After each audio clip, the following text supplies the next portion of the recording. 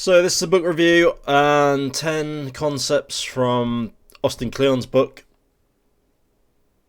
Steal Like an Artist. Really enjoyed this book, and for a few days after reading it, had very good, positive, lots of inspiration, lots of great ideas came up from reading this book, and I've watched quite a few YouTube videos about it as well. And yeah, just the whole concept of stealing like an artist. Once it sort of clicked in my mind what it was all about, I found it really interesting. And yeah, just want to go through some concepts from this book, Steal Like an Artist. It's basically, in a nutshell, it's basically taking, rather than trying to reinvent the wheel or reinvent or be completely original, use other people's ideas and concepts and build off them, copy them. So, for example, I could actually watch a few Still Like an Artist book review videos and take from them some concepts and put it all together and make my own review video. So you could do that too. You know, if you wanted to produce something, for example, a book review video, you could read the book, then watch 4 or 5 other videos of people reviewing the book, and steal or copy the main themes from the videos, what works well, and little bits of each one, and put it together and create your own video that yeah, is your own unique interpretation and your way of putting the point across. You know, you don't have to be completely original all the time in taking from other people's work or copying what works well with other people. It gives you a head start without having to completely come up with something original. I think what they basically say is most things have already been said, it's just you weren't allowed to hear them. So, you know, I might be saying something that's already been said in another video, but you haven't watched that other video. So from me saying it to you, that's actually coming across original, because you haven't actually heard it elsewhere yet, but it could potentially have already been said. So Steal Like an Artist. The author cautions that he does not mean steal as in plagiarise, skim or rip off, but study, create, remix, mash up and transform. Creative work builds on what came before, and thus nothing is completely original. So remix, mash up, take ideas from different areas, put them together, look for unique ways that ideas play off each other, and use different concepts that are already out there to come out with original ideas. So it's not a case of word for word copying someone. It does mention in the book that it is difficult to exactly copy someone. So even if you try to say exactly the same things, because it's coming through your frame and your filters and your beliefs and your experiences, then you are actually putting a slightly different twist on the concept. So it could actually have something original from it because it's actually come through yourself while you've been trying to copy it. Point 2 was don't wait until you know who you are to get started. The author encourages readers to start creating now, even if they don't know who they are yet. The process of creating will help them figure it out. So it's like these videos that I'm putting on YouTube at the moment. You know, I don't exactly know everything about the subject. It's just in me trying to explain in a way that I understand the concept. It's helping me formulate my ideas as well as it might help you learn from these ideas. Point 3 was write the book you'd want to read.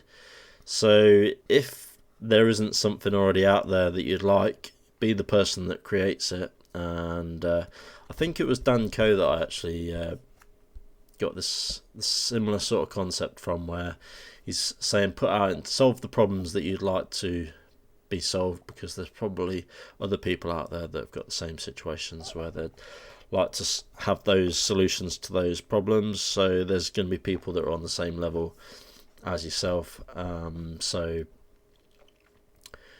by creating a solution for yourself, you're actually creating the solution for other people as well that are also in a similar situation to yourself. So Write the book you'd like to read, create the content you'd like to see. I've recently been playing around with AI image generators.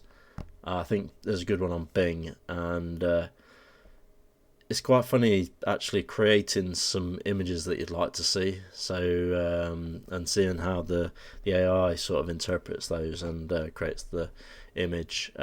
So like concepts that you might have in your mind, you can describe them to the AI, and it will actually interpret that and produce images or content along the same lines as something that you'd like to read. Point 4, Austin Kleon suggests using your hands.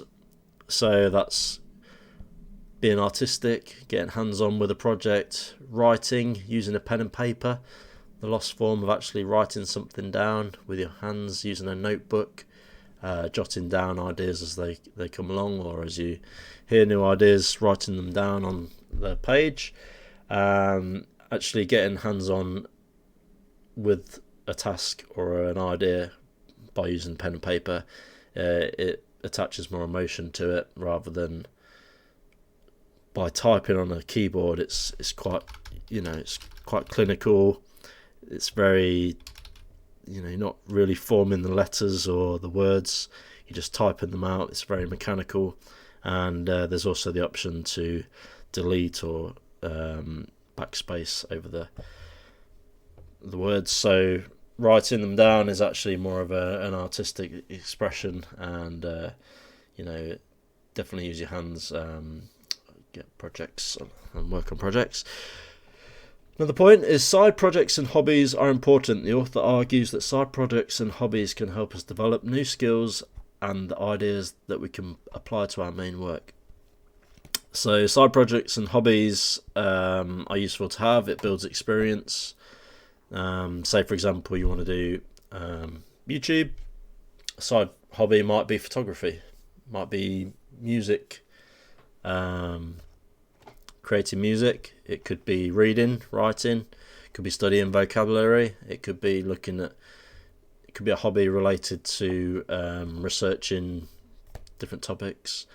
It could be something to do with video editing. That could be a hobby that ties in with your main project. It could be studying, could be visiting libraries, could be going to new cities or meeting new people. So lots of hobbies, although they might seem like they're not connected to your goal, they could be useful.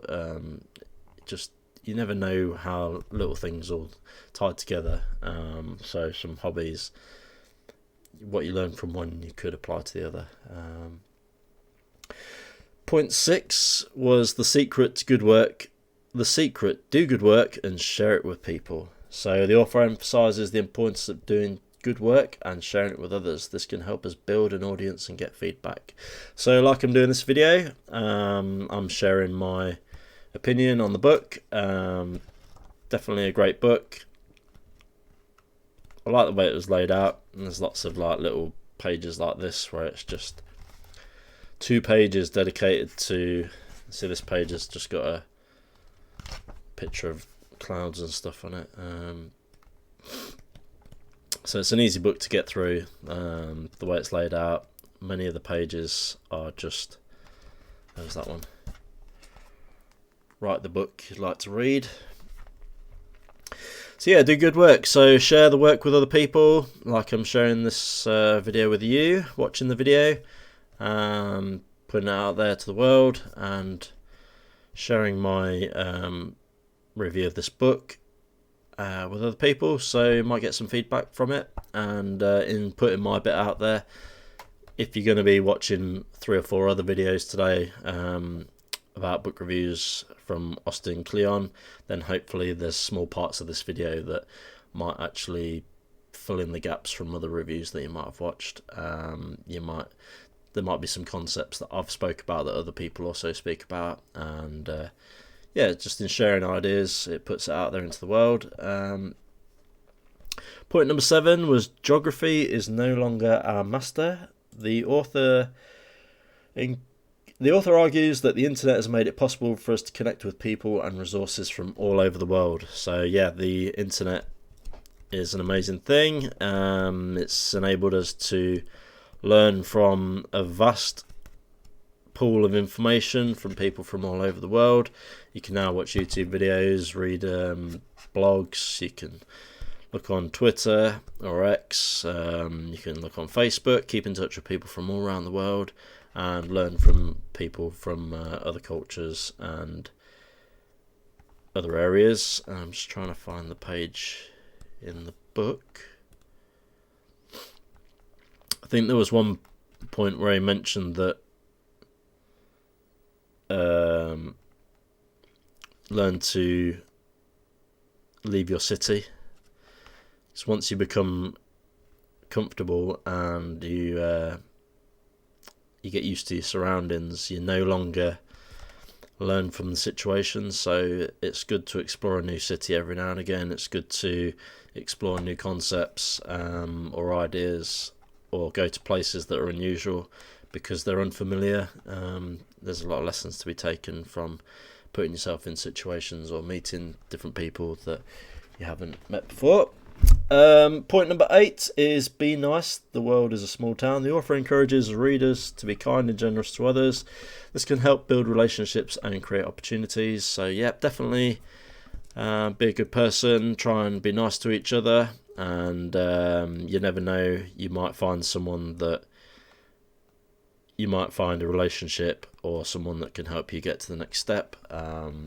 So for example, you might find someone that's into travel, and then they could be a good travel partner for you to visit new places. You might be able to find someone that's good in business or has a job that in an area that you'd like to get into. So by meeting more people or discussing things with more people, connecting with more people, then that's only a good thing, really, rather than trying to shut yourself off to everyone.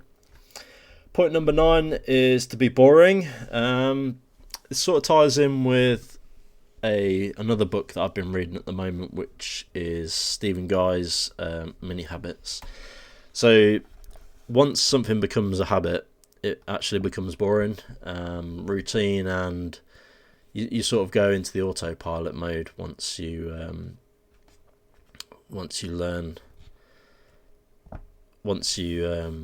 once something becomes sort of subconscious, it becomes boring, repetition. What he's basically saying is to get the work done, or to be creative, or to produce something that's of value. Sometimes it doesn't have to feel exciting, or it doesn't have to feel like it's an amazing experience. Being boring is good. It's just a lot of people, they want the dopamine and they want the high sort of feelings associated with the task, but sometimes just being boring and just slow and steady and just working on a project day after day, it doesn't have to be exciting, but in the long run it'll build the discipline to create the project, whatever. So for example, a workout or running, sometimes the initial excitement might be great, but in the long run you need it just to be slow and steady and boring. Technically, just going for a run every day reaps the rewards of doing the task over and over again. It doesn't have to be exciting. And point number 10 was creativity is subtraction. The author argues that creativity isn't just about what we put into our work, but what we leave out. We need to be willing to edit and refine our work. So yeah, it's not a case of just chucking everything into the mix. Sometimes it's good to leave a few things out. Just trying to look in the book a bit more about the boring concept. Where was that? Boring is the only way to get the work done.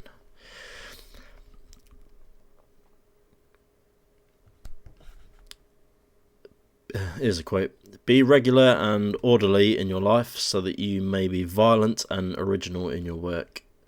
Stay out of debt." So being boring is not throwing your money around and partying every time. It's looking after yourself. Keep your day job, so stay in your 9 to 5 while you work on your passions. You don't want to throw it all away until you get to that point, really. So, like, I'm doing these YouTube videos, but I still have a day job because I don't earn any money off these videos. So, well, I might earn a little bit, but not enough to support myself. So, yeah, the boring routine is to go to work and in my spare time work on some of these YouTube videos, and eventually, that might get myself into a position where I don't need to do the 9 to 5 anymore, and producing these videos might actually become boring, but in the long run there's gonna be more content if I just stick with it than if I try to move on to the next exciting thing one after the other. Yes, so altogether, I'll just quickly run through the 10 again. Still like an artist, so that's copying and using other people's work as a way of sparking inspiration and using it as a place to start. Don't wait until you know everything to get started, so you don't have to be an expert. Just throw what your experience and just throw it all together, what you're experienced in and your take on your position on the topic. Write the book you'd like to read, so put the content out there that you'd like to hear. Use your hands, that's pen and paper, drawing, making brainstorms on paper. Side projects are good, so that's having lots of different hobbies, all sort of mixes together. Helps with your main goals. Do good work and share it with people. Geography is no longer our master, so make use of the internet and travel, cheap travel, going to different cities, meeting different people.